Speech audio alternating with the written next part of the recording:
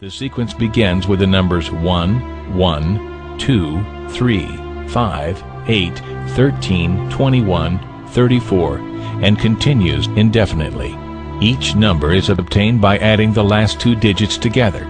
If we were to take a perfect or golden rectangle, break it down into smaller squares based on Fibonacci's sequence, and divide each with an arc, the patterns begin to take shape.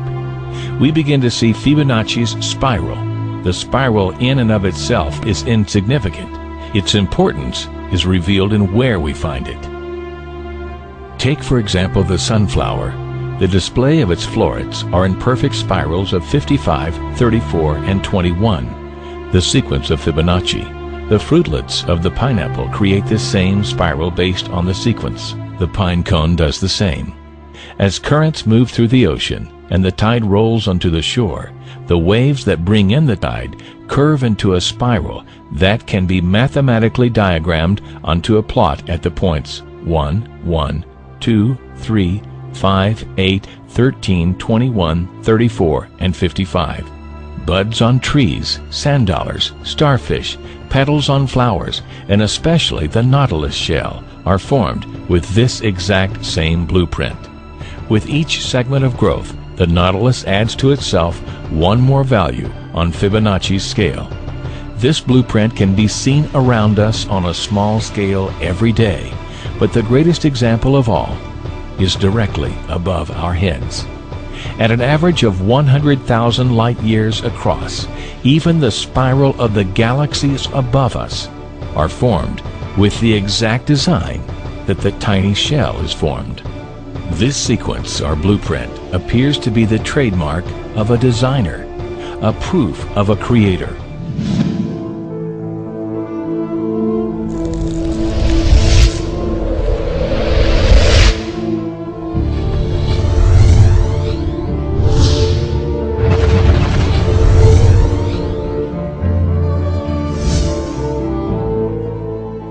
You speak about God. We call Allah God. What is Allah? Allah, from the Islamic perspective, means the God, the absolute, indivisible God. The Holy Quran says, "Qul huwa Allahu ahad." Say God is unique, one. Allahu samad. God is independent. Nothing depends. He depends on nothing. Everything depends on Him. Lam yalid. He does not beget, nor is He begotten, nor is He born. This absolute God has no frame of reference. Frame of reference implies something that is bound within time, matter, and space. The problem with these arguments is we keep constantly debating on the issue of bringing God to the relative world. The relative world cannot exist without an absolute creator, and that's the argument. You keep arguing on the issue of God in the relative sense. God is not transient. He is the necessary existent. We are the transient existent.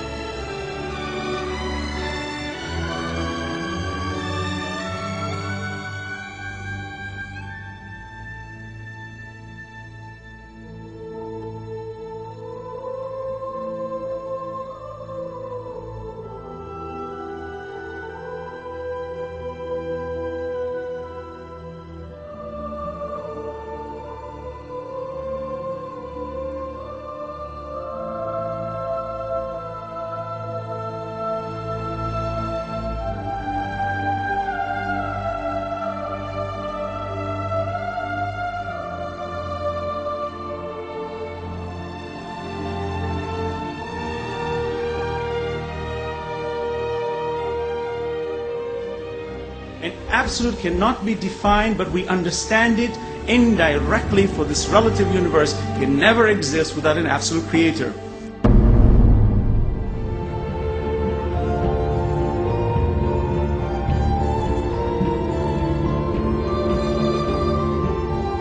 Holy Prophet Muhammad is made to say, قُلْ هُوَ اللَّهُ أَحَدٌ. Say, He is God, the one and only.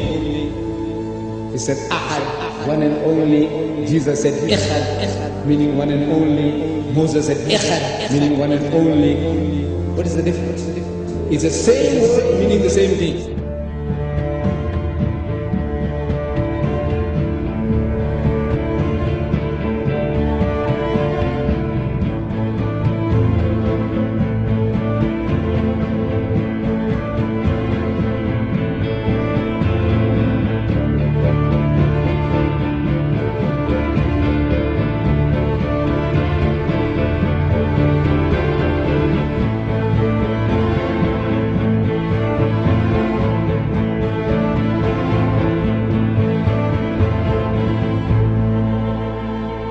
Muhammad could not have known these facts about human development in the 7th century because most of them were not discovered until the 20th century.